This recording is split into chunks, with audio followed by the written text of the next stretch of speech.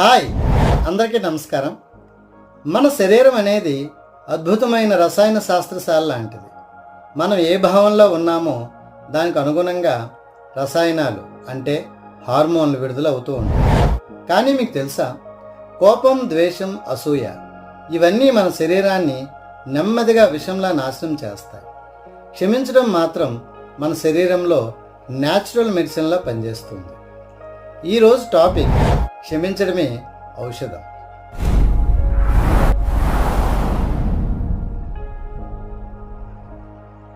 Hi, welcome back to our video.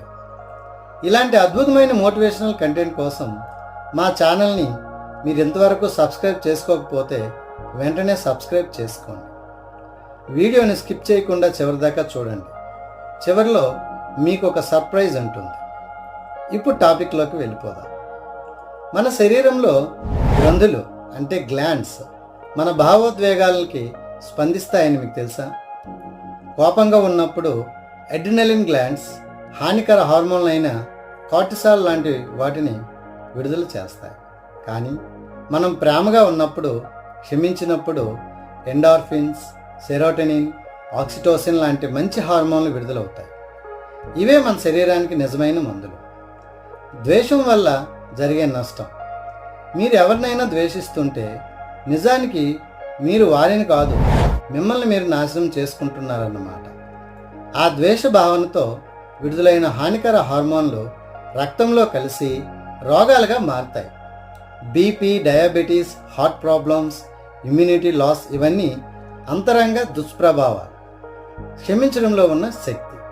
మీరు ఎవరినైనా మనస్ఫూర్తిగా క్షమించిన ప్రతిసారి మీ శరీరంలో మెడిసిన్లా పనిచేసే హార్మోన్లు విడుదలవుతాయి. ఇవి డ్యామేజ్ అయిన కణాలను హీల్ చేస్తాయి. నిద్ర బాగా పడుతుంది, మనసు ప్రశాంతంగా మారుతుంది.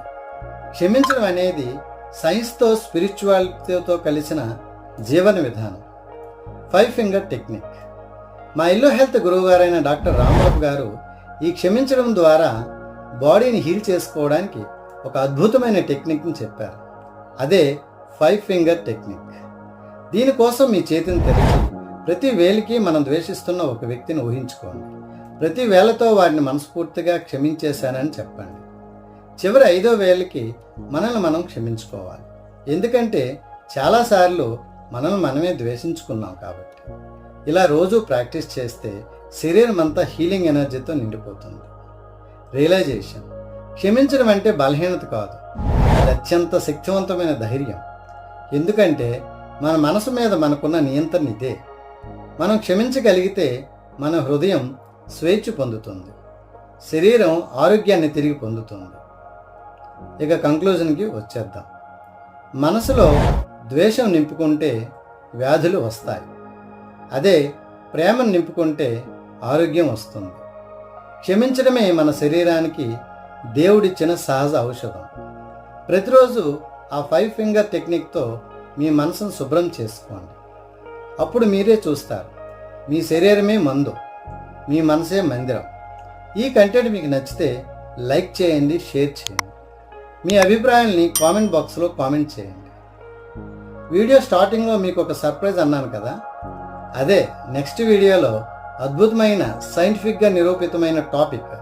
ప్రతి 11 నెలలకి మీ శరీరం పూర్తిగా మారిపోతుందని మీకు తెలుసా? అది ఎలాగో నెక్స్ట్ వీడియోలో చూద్దాం. Thank you.